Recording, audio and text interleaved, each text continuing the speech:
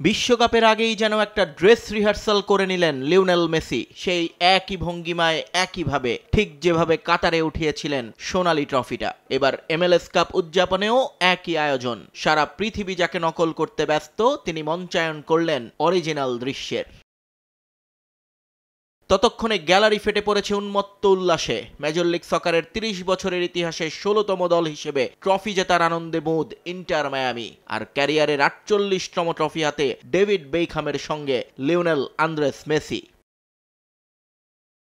আনন্দের মাঝেও ছিল বেদনার সুর। ট্রফি হাতে নিয়ে এই ফুটবলকে বিদায় জানিয়ে দেন মেসির দীর্ঘদিনের দুই সতীর্থ জর্ডি আলবা এবং সার্জিও বুস্কেটস। বাঁধনহারা উল্লাসে তাদের বিদায় দেয় চেজ স্টেডিয়াম।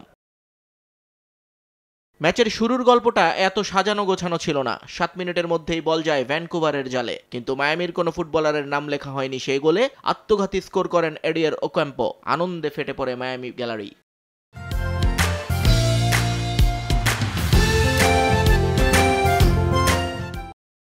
এরপর অনেকটা সময় আর গোল দেখেনি চেজ স্টেডিয়াম। মেরমেরে খেলায় কাটতে থাকে সময়। শেষ পর্যন্ত ৬০ মিনিটে দলকে সমতায় ফেরান ভ্যানকুভারের আলী আহমেদ। উত্তেজনার শুরু সেখান থেকেই।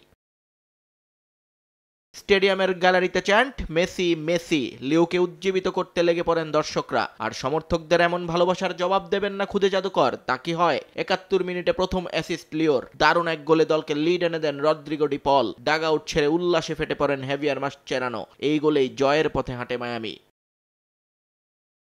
কিন্তু মেসি ম্যাজিক শেষ হয়নি তখনও। যোগ করা সময়ে দল যখন উল্লাসের প্রস্তুতি নিচ্ছিল, তখনই আবার অ্যাসিস্ট মেসির। এবার স্কোর শিটে নাম লেখা না লেন্দে মাঠে শুরু হয়ে যায় ট্রফি জয়ের উল্লাস, যা চলে পোস্ট ম্যাচ সংবাদ সম্মেলন পর্যন্ত, যেখানে মেসি বন্দনায় মত্ত মাসচেরানোকে বিয়ার দিয়ে গোসল করিয়ে উৎসব করেন মায়ামি ফুটবলাররা।